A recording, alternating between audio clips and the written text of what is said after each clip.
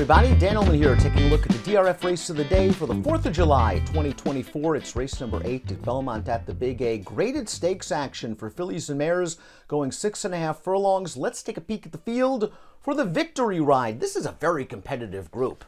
I know we only got 5 in here, but all 5 of these horses have credentials, and I think you can make a case for all 5 of them. Emery might end up being the favorite in here off of a very impressive stakes score at Churchill Downs last time out. But you've got Mystic Lake, who's coming into this race off a wire-to-wire victory in the Grade 3 Miss Preakness. Helena's Forte is a stakes winner already at Aqueduct. We'll throw up our Timeform US pace projector. Lots of times in these short fields, pace makes the race.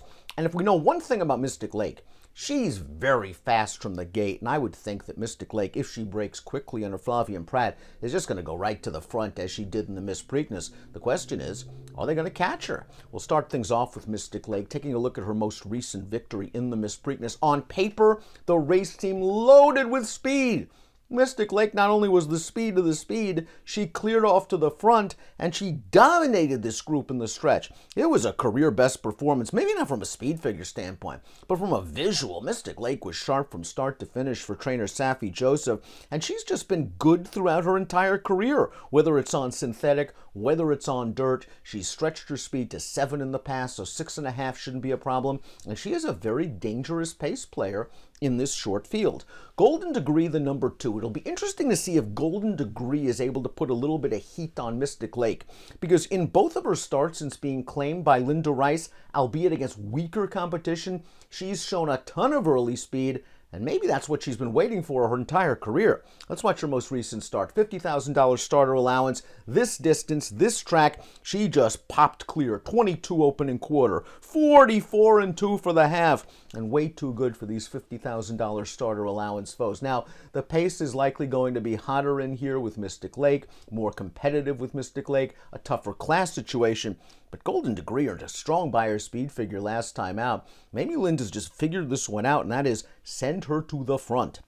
The number 3 is Emery, going out for trainer Brad Cox. She won a little stakes race, the Leslie's Lady Overnight, last time out at Churchill Downs. It was super impressive. She broke outwardly from the far wide post position, settled 4 wide at the back of a compact field, just cruised to the front, turning into the stretch, and Tyler Gaffalione just did not really have to do anything with her in the stretch. You or I could have ridden Emery, it seemed. She won handily, whipped down, 86 buyer speed figure. She looked good. Now, she's going to be making her 3rd start off of the layoff. She's very lightly raced. She still has a lot of upside potential, trained by one of the best in the business in Brad Cox, and the only loss thus far came on a wet track when they tried to stretch her out to a miler. She seems like a sprinter that wouldn't mind a little bit of pace in front of her. The 1 and the 2 might go. Emery looms the late threat. The 4 is Helena's Forte. I've always been a little bit of a fan of Helena's Forte. She won the Ruthless here at Aqueduct, going 7/8 of a mile. They tried her in the Ashland, going 2 turns after that, and she was facing some really good competition. Last year's 2-year-old champion, just FYI, Leslie's Rose, and she was aggressively ridden from the stalls in her 2-turn debut, and she understandably got tired. They then tried the 8 Bells on a very wet track at Churchill Downs and faced another strong field. Last time out at Churchill, they dropped her into a good 2nd-level allowance race for a confidence boost, and she got it.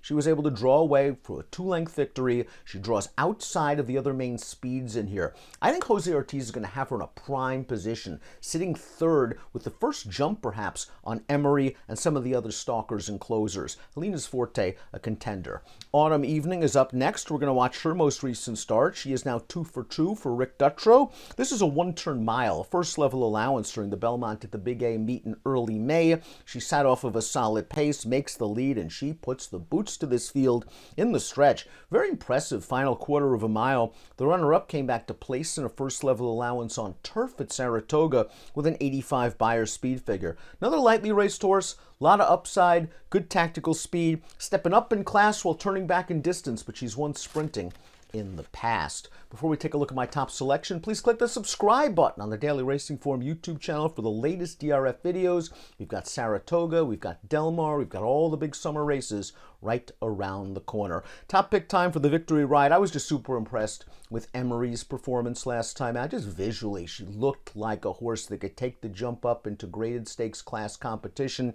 And I think she's found a good spot in this race. It's not going to be easy because you got a quality speed like Mystic Lake breaking to the inside, but I have a feeling that Emery might be the goods in the Grade 3 victory ride. Happy 4th of July, everybody.